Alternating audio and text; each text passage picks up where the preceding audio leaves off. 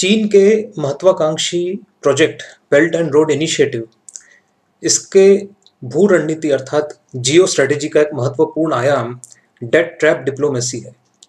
यह क्या है, कैसे चीन इसका क्रियान्वयन कर रहा है और कुछ देशों के उदाहरण के माध्यम से मैं इसको आपको समझाने का प्रयास करता हूँ। डेट ट्रैप डिप्लोमेसी ये चाइना के विदेश नीति एवं विशेष रूप से उसका जो $8 ट्रिलियन प्रोजेक्ट है बेल्ट एंड रोड इनिशिएटिव, उसका एक बहुत ही महत्वपूर्ण आयाम है। डेट ट्रैप डिप्लोमेसी, इसमें चाइना बहुत बड़ी मात्रा में ऋण दूसरे देशों को प्रदान करती है जिनको अपने विभिन्न की स्ट्रेटेजिक सेक्टर्स में, इंफ्रास्ट्रक्चर और भी अन्य सेक्टर्स में उनकी आवश्यकता है।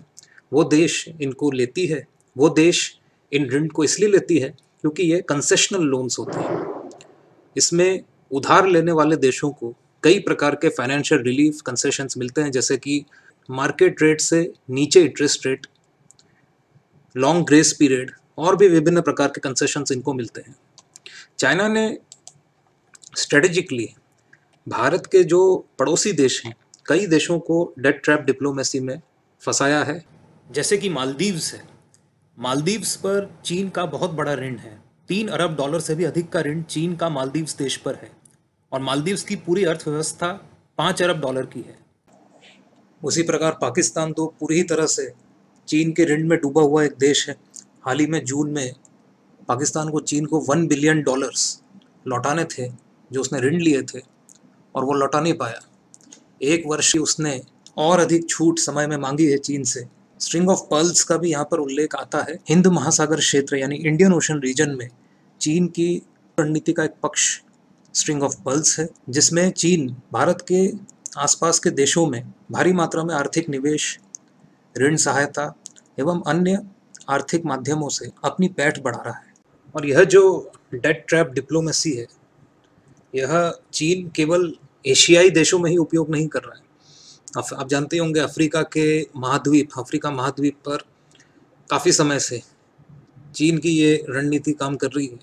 बीते वर्ष जब संसार कोरोना की महामारी से परेशान था, तब चीन ने अफ्रीका के कई देशों में 33,000 करोड़ से अधिक का निवेश किया है। और विशेष रूप से अफ्रीका में तेल, गैस, खनिज, इन जैसे जो संसाधन के उत्पादक देश हैं, उन देशों में कई परियोजनाओं में चीन यह निवेश कर रहा है। हाल ही के समय में चाइना डेवलपमेंट बैंक और एक्सपोर्ट इंपोर्ट बैंक ने नाइजीरिया के नेचुरल गैस पाइपलाइन प्रोजेक्ट में अरबों डॉलर का निवेश किया था।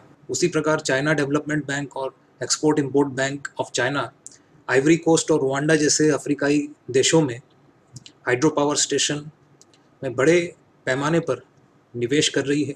जिम्बाब्वे में चाइना का जो सिंगशन होल्डिंग ग्रुप है, जो कि स्टेनलेस स्टील बनाता है, दुनिया की one of the world's largest stainless steel manufacturing company है।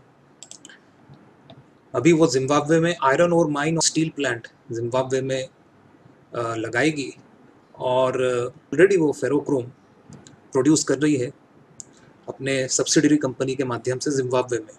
जिम्बाब्वे को पर्यावरण की दृष्टि से भी काफ़ी हानि पहुंची है, क्योंकि चीन की ये कंपनियां बड़े मात्रा में जिम्बाब्वे के प्राकृतिक संसाधनों का जमकर दोहन कर रही है। जिम्बाब्वे में प्रकृति का सबसे बेहतरीन तरीके का कोयला पाया है।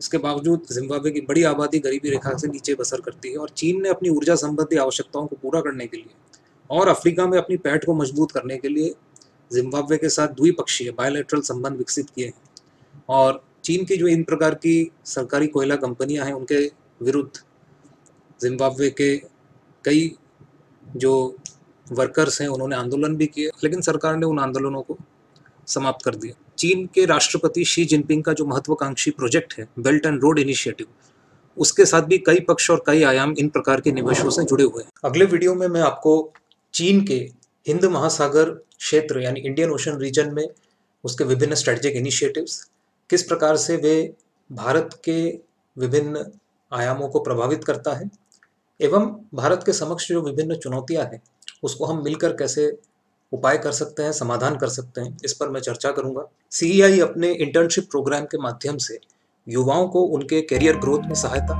एवं सीनियर इंडस्ट्री एक्सपर्ट्स से मेंटरशिप प्रदान करता है। सीआई इंटर्नशिप प्रोग्राम से जुड़े अगले वीडियो में शीघ्र मिलेंगे। लाइक और सब्सक्राइब कर आशीर्वाद प्रदान करें। नमस्कार।